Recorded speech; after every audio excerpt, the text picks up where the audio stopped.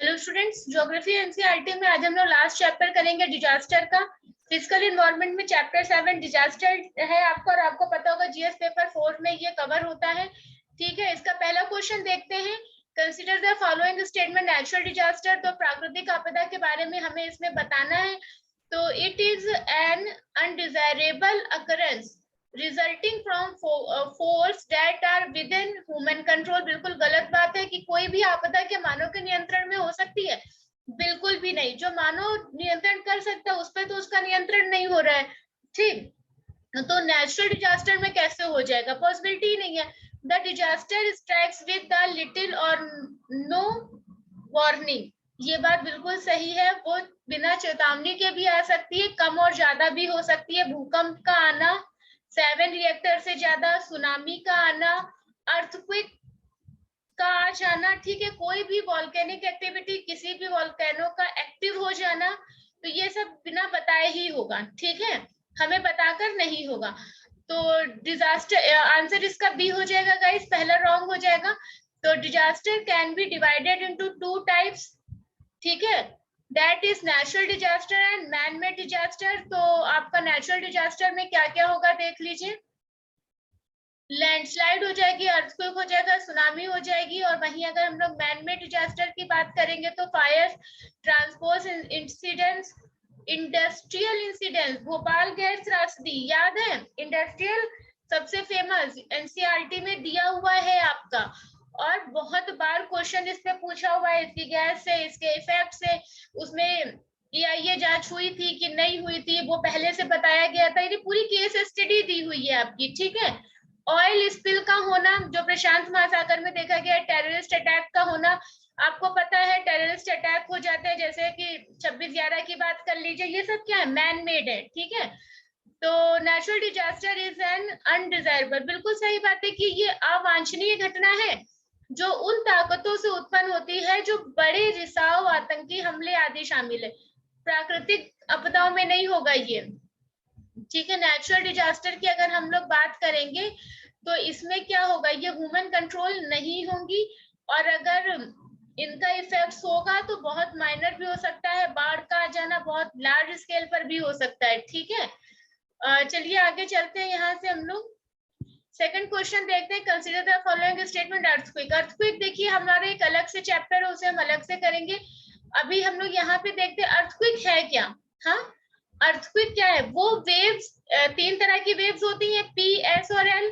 ठीक, उसमें क्या होता है, वो वेव्स एपिसेंटर जो उसका होता है वहां पर उनका पहुंचना, फोकस से एपिसेंटर तक उनका आना। उसके बाद जो हमारी लैंड है उसके ऊपर बने स्ट्रक्चर्स को डिस्ट्रॉय करना। तो वो क्या होगा, वो डिस्ट्रॉय कम भी हो सकते हैं और ज्यादा भी हो सकता है। उसको हम कैसे मापते हैं? सेस्मिक मीटर होता है, रिएक्टर स्केल्स के ऊपर उसको मेजर किया जाता है। ठीक है, तो चलिए हम लोग इसकी बात करते हैं। और हाँ, प्लेट टेक्टोनिक आप लोगों ने भी पढ़ा है, नहीं पढ़ा है I don't know, but plate tectonics activities जो होती हैं उसमें जो हमारी प्लेट्स के मूवमेंट्स होते हैं, 3 टाइप्स ऑफ मूवमेंट्स होते हैं ना, कन्वर्जन, डाइवर्जनल और पैरेलल। तो वो जो होता है ना, उसमें सबसे हार्मफुल माना गया है कन्वर्जनल, क्योंकि वो दोनों तरफ से आकर ऐसे मिल जाती हैं।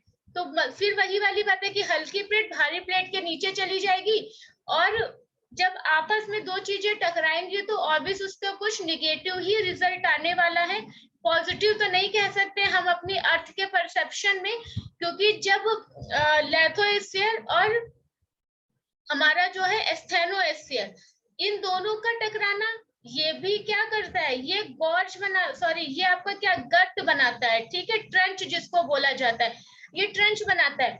वहीं पर ऐसा भी तो हो सकता है ना कि लैंड से लैंड की जो है उनका कन्वर्जन हो जाए, क्योंकि ये हम लोग महासागरीय जो हम लोग पढ़ते हैं ना उसमें उसको देखते हैं कि आखिर प्लेटों का मूवमेंट कैसा हो रहा है। तो 3 तरह से माना जाता है, land to land, ocean to ocean और लैंड टू ओशन। मतलब महासागरीय और महाद्वीपीय प्लेटें, महाद्वीपीय और महाद्वीपीय प्लेटें, और महासागरीय और महासागरीय प्लेटें। ठीक है, और महासागरीय महाद्वीपीय प्लेटें। ठीक है, अब इसको समझिएगा, land to land, land to land मतलब लेथोस्फीयर वाली प्लेट ही किसी लेथोस्फीयर से टकरा जाए। जैसे क्या हुआ है हमारे वहां टैथिस सागर था ना, जहां पर हिमालय आज बना है, तो तो यूरेशियन और इंडियन प्लेट का टकरा जाना। फिर हम लोग देखते हैं ocean to ocean. Ocean to ocean मतलब क्या हुआ, स्टेनोस्फीयर की प्लेट का ही स्टेनोस्फीयर में टकरा जाना और कटक का बनना। और दुनिया का सबसे बड़ा कटक हमको पता कहाँ पर है, North Atlantic to South Atlantic के बीच में, और ऐसे इस प्रकार का बना हुआ है। इस पे भी क्वेश्चन बहुत बार पूछे हुए हैं। और एक होता है लैंड टू ओशन, जब ऐसे करके प्लेटें टकराती हैं तो यहाँ पे बनते हैं हमारे ट्रंच यानी गर्त। ठीक है, तो ये प्लेटों का मूवमेंट अब देखिए, या तो प्लेटें या तो ये तीन तरह से होंगी, या तो कन्वर्जनल होंगी, या डाइवर्जनल होंगी, या पैरेलल होंगी। पैरेलल क्या नुकसान करेगी, आपस में साथ साथ से चली जा रही है। डाइवर्जनल क्या करती है, थोड़ा मैग्मा वगैरह कभी बहुत ज्यादा मात्रा में कभी कम मात्रा में निकलता है अपनी क्वांटिटी के अकॉर्डिंग। अगर वो ऐसे निकल रहा है, दो प्लेटें ऐसे खिसकेंगी तो ये क्या होगा, यहाँ से मैग्मा बाहर निकलेगा।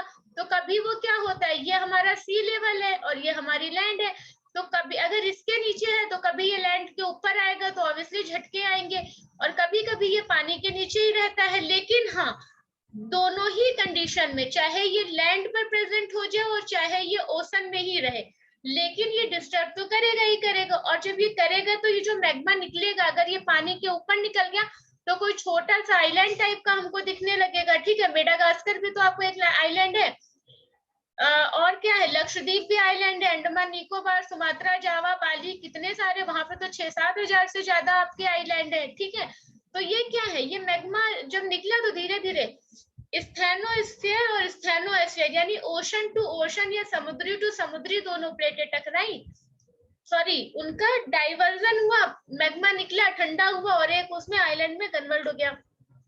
जब ये ऊपर नहीं निकल पाया, पानी के नीचे ही कहीं ठंडा हो गया, तो कटक बन गए, रिज बन गए। ठीक है, क्लियर है ये बात। तो ये बहुत ही बड़ा टॉपिक है, प्लेट टेक्टोनिक से लगाकर यहाँ तक हमें करना था।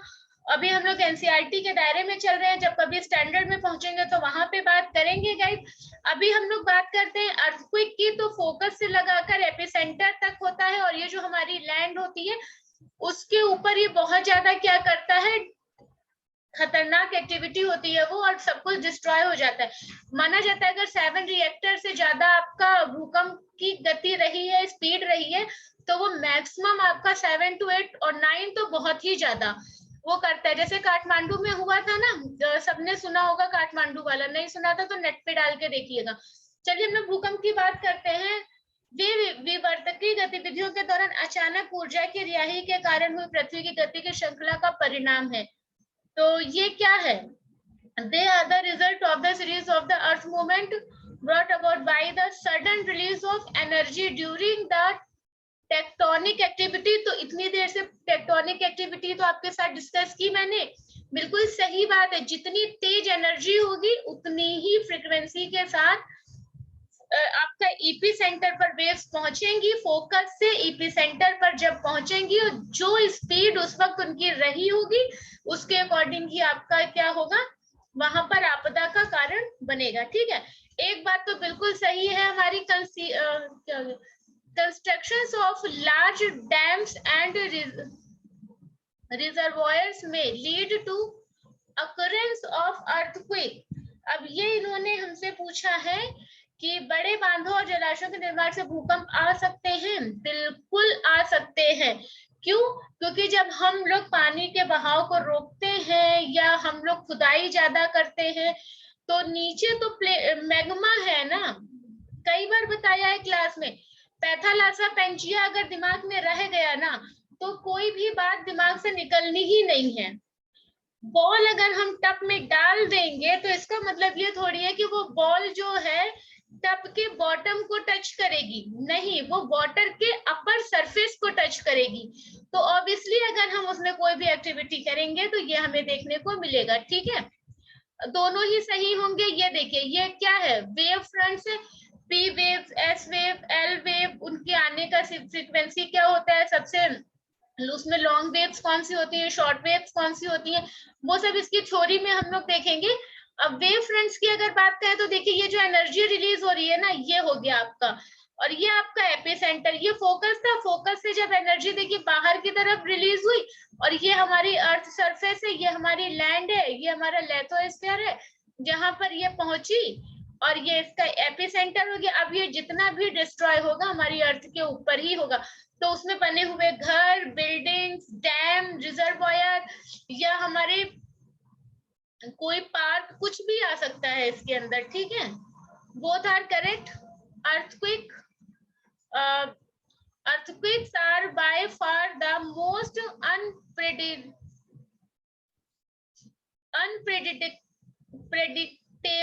and highly destructive of all the nature disaster, ठीक है।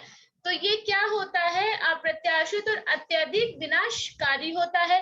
टेक्टोनिक ओरिजिन है, ये मैंने आपको बताया है, sudden release of energy during the tectonics activity, ये भी सच है कि जब प्लेट टेक्टोनिक्स एक्टिविटीज होगी तो उससे जैसी एनर्जी प्रोड्यूस होगी वैसा ही रिजल्ट आपको देखने को मिलेगा। Can also result from volcanic eruption, बिल्कुल, अगर वॉल्केनो अगर फटेगा तो भी ये होगा, रॉकफॉल अगर टूट जाए, लैंडस्लाइड्स हो जाए, सबसिडेंस हो जाए, इंपाउंडिंग हो जाए, ठीक है। तो ये सारी एक्टिविटीज इसमें आपकी देखने को मिलेंगी। ये आपकी विश्व की भूकंप पेटियां हैं, इसको रिंग ऑफ फायर कहा जाता है। यहाँ पर बहुत सारे भूकंप ज्वालामुखी आते हैं, ठीक है। अब ये अलग अलग तरह की प्लेटें हैं, प्लेट्स के बारे में, और ये सब हम लोग प्लेट टेक्टोनिक में ही पढ़ते हैं गाइस। यहाँ पे नाजका प्लेट, ये कोकस plate, Caribbean plate, Pacific plate, और ये फ्यूजी प्लेट, ठीक है, फिलीपींस प्लेट, ये आपकी इंडो ऑस्ट्रेलियन प्लेट। अब भारत ये रहा, आपको ऑस्ट्रेलिया ये रहा, इसके नाम पर ये, यहाँ पर आपका पैसिफिक सागर है तो ये पैसिफिक सागर के नाम पर, अटलांटिक है तो अटलांटिक प्लेट, स्कॉटिया है तो स्कॉटलैंड प्लेट हो गई आपकी, ठीक है। यूरोपियन प्लेट मैंने बताया ना, देखिए ये यूरोपियन प्लेट, तो ये यूरोपियन प्लेट इतनी नहीं है, यूरोपियन प्लेट यहाँ से लगा के आपके यहाँ तक है, ये पूरा ऐसे, तभी तो ग्लोब बनता है हमारा, ठीक है। और ये हमारा जापान के आसपास, और ये नीचे पूरा से हिंद महासागर, और फिर बहुत सारे सागर इसमें आते हैं, हम लोग इसको पढ़ेंगे बाद में। और ये आपकी ये ऑस्ट्रेलियन प्लेट, तो ऑस्ट्रेलिया और इंडियन प्लेट आपस में टकराएंगी, और यहाँ पे बहुत सारे आइसलैंड है, ये वाला जो पार्ट देख रहे हैं ना आप, इसमें बहुत सारे आइसलैंड है, ठीक है। आइलैंड मिलेंगे यहाँ पर, सॉरी आइसलैंड नहीं, आइलैंड है, ठीक है। अब which among the following can be the consequence of earthquake? Landslide,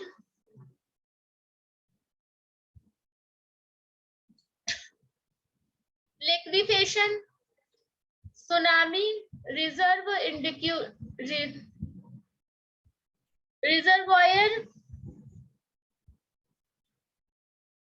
ये आपके सारे होंगे। सेस्मेटिक,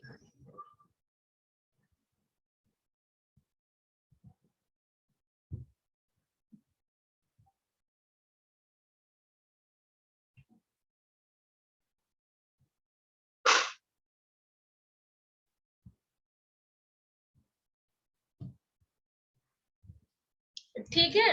रिजर्वायर, इंडस्ट, सेस्मिसिटी, ठीक है, सेस्मिसिटी, ठीक है, माइंड डाइवर्ट हो जाता है। ये वाली बात हो गई आपकी, सेस्मिसिटी।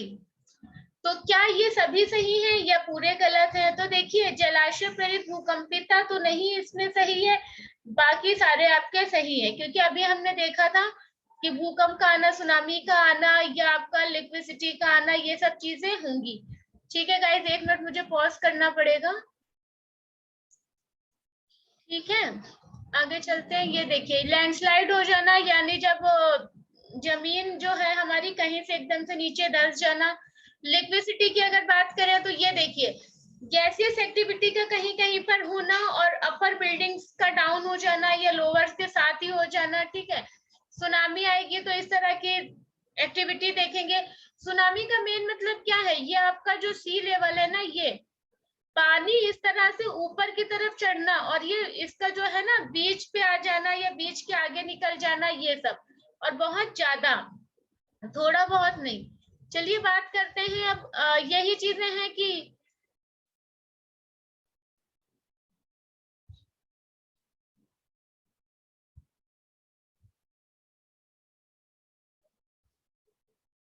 Reservoir induced seismicity is the causes of earthquake not effect, ठीक है, इफेक्ट्स ऑफ अर्थक्वेक्स। तो ये वाली बात हो गई। अब ये हम लोग देखते हैं कि धरती पर क्या क्या है, दरारें पड़ना, ठीक है, बस्तियां, भूसंकलन, द्रवीकरण और पृथ्वी दाब। अगर वही हम ऑन मैन मेड स्ट्रक्चर देखें तो क्रैकिंग आना, स्लाइडिंग होना, ओवर टर्निंग होना, ठीक है, बकलिंग होना और कोलैप्स होना यानी पतन का होना। ऑन वाटर देखें तो वेव्स का ऊपर आना, हाइड्रोडायनेमिक प्रेशर का होना और सुनामी आना, ठीक है। फोर्थ क्वेश्चन पर आते हैं, which among the following steps should be taken for earthquake hazard mitigation. तो अब ये बात कर रहे हैं कि भूकंप के खतरों को कम करने के लिए निम्नलिखित में से कौन से कदम उठाए जाने चाहिए, ठीक है, मतलब मिटिगेशन के लिए, उनके उपशमन के लिए। मिटिगेशन का एग्जैक्ट वर्ड होता है उपशमन, ठीक है, हिंदी में क्या होगा गाइस, उपशमन होगा।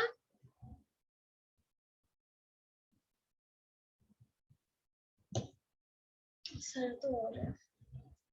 Establishment of earthquakes monitoring centre, तो भूकंप निगरानी केंद्रों की स्थापना होनी चाहिए। तो ये बात तो सही है कि ये होना चाहिए और है भी हमारे वहाँ, दिल्ली में है, हैदराबाद में है, कोलकाता में है, पुणे में है, जोधपुर में है, ठीक है। प्रिपेयरिंग अ वल्नरेबिलिटी मैप, ये भी सही बात है कि हमारे पास ऐसी जगहों के मैप होने चाहिए, क्योंकि हम लोग इनको डिफाइन करते हैं ना, A category, B category, C category में कि अर्थक्वेक के कौन कौन से जोन है। Disaster resilient infrastructure, disaster resilient infrastructure, तो ये भी बिल्कुल सही बात है कि आपदा रोधी अवसंरचना होनी चाहिए, सबके सब ये है सही, ठीक है। ये देखिए, establishing earthquake monitoring centre, seismological centre for, ये इसमें कॉमा होगा, regular monitoring and fast disseminations of information among the people in the vulnerable area, use for geographical, ये जीपीएस का यूज करना चाहिए ना, जियोग्राफिकल पोजीशनिंग सिस्टम का। जीपीएस कहाँ का है, जीपीएस इंडिया का नहीं है गाइस, ये बताइएगा कहाँ का है, यूएस का है। कैन बी, क्योंकि हमारे वहाँ तो गगन लगा हुआ है ना, ये आप लोग उसमें साइंस एंड टेक्नोलॉजी में पढ़ेंगे। Great help in monitoring the movement of tectonic plates. देखिए ये सारी चीजें होती हैं, लगाई जाती हैं, बट अभी टेक्नोलॉजी इतना फास्ट नहीं हुआ है कि वो आपको 10-15 दिन पहले या सेटल होने के लिए टाइम देते हैं, है ना। अभी कुछ कमियां हैं, काम चल रहा है। प्रिपेयरिंग सा वल्नरेबिलिटी मैप होने चाहिए। मॉडिफाइंग द हाउस टाइप्स, अब जैसे कि हल्के ईंट के घर, अब जैसे कि इन्वायरमेंट में हम लोग पढ़ेंगे फ्लाई ऐश के बारे में, तो हमें जो घर है क्या फ्लाई ऐश के ईंट से बनाने चाहिए, भूकंप क्षेत्र में बना सकते हैं हम लोग, क्योंकि वो हल्के होते हैं, उनसे जो मतलब जो डिस्ट्रॉय होगा वो कम से कम होगा, ठीक है। जैसे जापान वगैरह के घर देखिए लकड़ी वगैरह से ही बना दिए जाते हैं, ठीक है, क्योंकि वहां तो बहुत ज्यादा भूकंप आता है। तो बिल्डिंग डिजाइन वगैरह में चेंज करना चाहिए। Discouraging constructions of the high rise buildings, large industrial establishment, ये सब होगा, ठीक है। ये आपके लेकिन जो पॉइंट्स है ना, ये आपके पॉइंट्स इसमें लिखने में बहुत ज्यादा हेल्पफुल होंगे मेंस का आंसर। अगर आपसे पूछ लिया जाए कि कौन कौन से कदम उठाए जाने चाहिए, तो ये पूरा उठाकर यहाँ से यहाँ तक आप लोग लिख सकते हैं, ठीक है। Consider the following statement about tsunami. अब सुनामी के बारे में अगर हम लोग बात करें, they are generally a by product of earthquake और volcanic eruption near the ocean floor. वे आमतौर पर समुद्र तल के पास भूकंप या ज्वालामुखी विस्फोटों के उत्पादन होते हैं। ये एक एस्पेक्ट है इसका कि ऐसा होता है, ठीक है गाइस, क्योंकि अगर नीचे से प्रेशर लगेगा तो पानी ऑब्वियस अपवर्ड ही जाएगा, डाउनवर्ड थोड़ी जाएगा। इन्हें हार्बर वेव्स भी कहा जाता है, बिल्कुल सही बात है, they are also known as the harbour waves, ठीक। The speed of waves in the ocean in depending on the depth of water, नहीं, डेप्थ का क्या मतलब है, डेप्थ से तो प्रेशर लग रहा है ना, तो ये गलत हो जाएगा आपका। ये आपका ए होगा, 1 और 2। तो ये है आपका कि भूकंप और ज्वालामुखी विस्फोट, इससे ये तो बात बताई दी, अचानक हिल जाता है जिसके परिणाम समुद्र के पानी का अचानक से उच्च ऊर्ध्वाधर यानी सडनली जो इसको क्या करना है, ये आपका वर्टिकली वेव्स बनना, ठीक है। हॉरिजेंटल देखिए जब कोई चीज होती है तो उसमें स्पीड थोड़ी सी कम हो जाती है, लेकिन वर्टिकली बहुत ही हाई प्रेशर लगा होता है, तो high vertical waves are called tsunamis या हार्बर वेव्स या सेस्मिक सी वेव्स। इनको सेस्मिक सी वेव्स भी कहा जाता है, भूकंपी समुद्री लहरें भी इनको कहा जाता है। आमतौर पर भूकंपी तरंगे केवल एक तात्कालिक ऊर्ध्वाधर तरंग का कारण बनती हैं। तो मतलब ये किसका बनेगी, the seismic waves cause only one instantaneous vertical waves, ठीक है। थोड़ा गलत बोला है, अंडरस्टैंड कर लीजिएगा कि अचानक से उसका बनना इंस्टेंटेनियस, ठीक है, इंस्टेंटेनियस, ठीक है। अभी भी गलत ही जा रहा है। But after the essential disturbance a series of after wave are created in the water. अब देखिए इसमें क्या कर रहे हैं, oscillate between high crust and low throat, ठीक है, सॉरी थ्रो। तो अब इसमें क्या होगा, उच्च शिखर और निम्न गर्त के बीच दोलन करती है, समुद्र में लहर की गति पानी की गहराई पर निर्भर करती है, ठीक है। यह गहरे समुद्र की तुलना में उथले पानी में अधिक होती है, इनके परिणाम स्वरूप सुनामी का प्रभाव समुद्र पर कम, तट के पास अधिक होता है, इन्हें बड़े पैमाने पर तबाही मचाती हैं। ये क्या करेंगी, बहुत ही लार्ज स्केल पर डेविस्टेशन का कारण बनेंगी, ठीक है आपके। Which among the following are the necessary conditions for the emergency for tropical cyclone?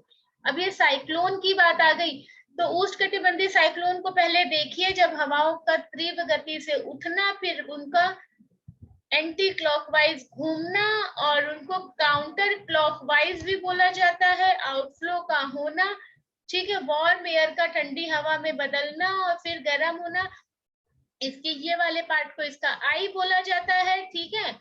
Warm moist air rising. अब देखिए ना यहाँ पे क्या हो रहा है, लो प्रेशर बन रहा है, लार्ज वार्म ओशन वाटर है, और ये क्या होता है, हमने पढ़ा था कि जब लो प्रेशर होता है तो एयर क्या करती है, अपवर्ड जाती है, लेकिन जब हाई प्रेशर होता है तो एयर डाउनवर्ड आती है, क्लियर है। तो ये अपवर्ड होगा, ये ऊपर की तरफ जाएगी, वार्म एयर कूल्स, ये इसकी आई बनेगी। अब चलिए इधर आते हैं, स्ट्रॉन्ग कोरियोलिस फोर्स। तो क्या यहाँ पर आप लोगों ने कोरियोलिस फोर्स पढ़ा है, तो इसमें पूछा गया है large sea surface with temperature higher than 27 degree centigrade, ठीक है, और large variations in vertical air speed. तो ये तीनों ही बातें आपकी सही होंगी या गलत होंगी। एक और है आपका आप पर एग्जिस्टिंग लो प्रेशर एरिया। तो देखिए 4 वाला तो बिल्कुल सही है, कहीं से भी नहीं है, ठीक है, 4 वाला आपका बिल्कुल सही है और 1 भी आपका बिल्कुल सही है। अगर आपको ये 2 बातें पता है तो आपको पता होगा आंसर इसका क्या हो जाएगा, सी हो जाएगा, ठीक, आंसर इसका हो जाएगा सी। स्ट्रॉन्ग कोरियोलिस फोर्स होता है, सिंपल से कोरियोलिस फोर्स काम करता है। यहाँ पर क्या होता है आप लोगों ने पढ़ा होगा या आगे आप लोग पढ़ेंगे स्टैंडर्ड ज्योग्राफी में, वैसे एनसीईआरटी में भी छोटे से पैराग्राफ में इसको दिया हुआ है। Large sea surface with temperature higher than 27 degree centigrade, बिल्कुल सही है ये Celsius. Large variation in vertical air speed, नहीं, वर्टिकल एयर स्पीड में इतना चेंजेस नहीं होगा। Pre existing low pressure area, हाँ, तो यहाँ पे लो प्रेशर एरिया पहले से बना हुआ होगा तभी हमारा ये आएगा, ठीक है। चलिए आगे चलते हैं। 3 गलत है आपका, ठीक है, statement 3 is wrong.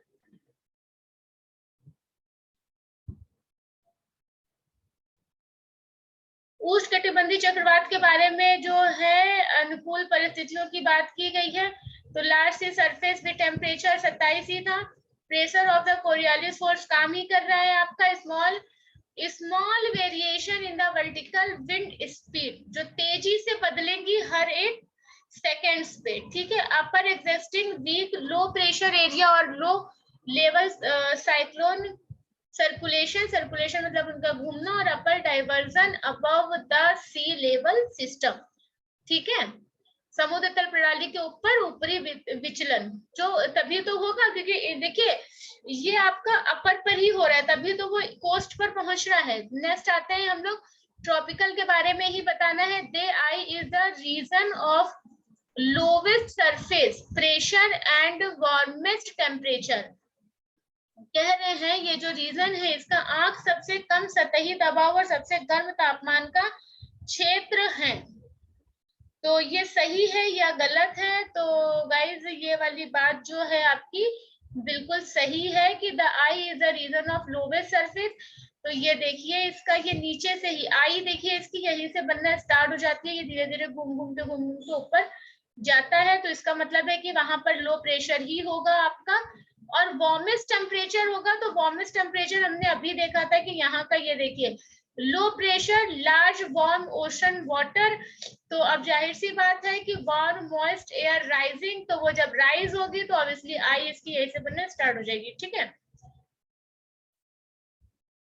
The isobar are closely packed indicating low pressure gradient. अरे आइसोबार के बारे में हमने बात किया था ना कि समताप रेखाएं, तो आपको पता होगा कि जो समताप रेखाएं हैं ये तो पैरेलल चलती है ना।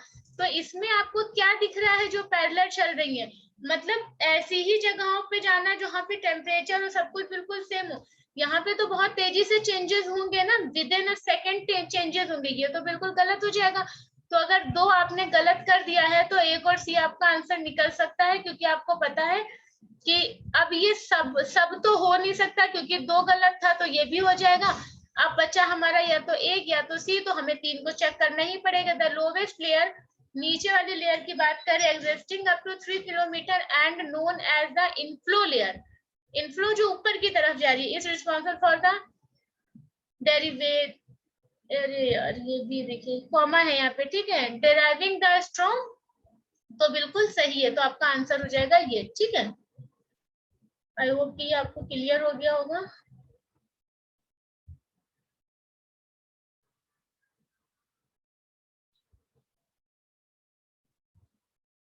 ये पूरा डिस्क्रिप्शन दिया हुआ है, इसमें इंग्लिश वाला कैसे छूट गया? चलिए पीडीएफ अभी आपको एडिट करके दे दी जाएगी, देख लीजिए। ये उष्णकटिबंधीय चक्रवात की संरचना क्या है?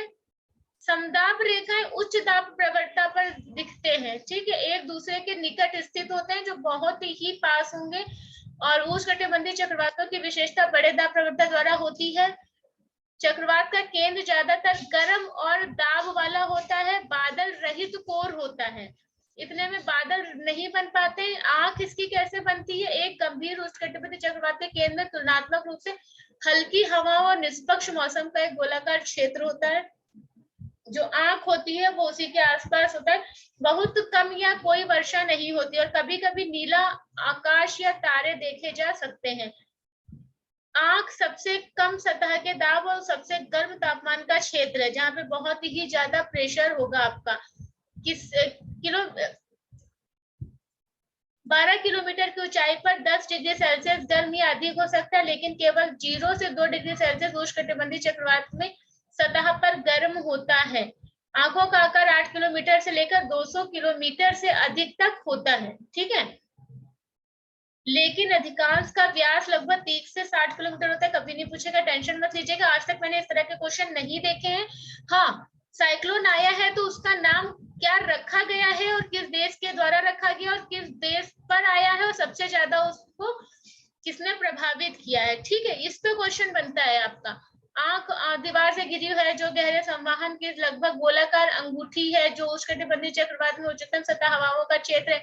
आईबॉल क्षेत्र में अधिकतम निरंतर हवाओं को देखता है, यानी चक्रवात में सबसे तेज हवाएं आंख की दीवार पर क्षेत्र के साथ होती हैं, ठीक है।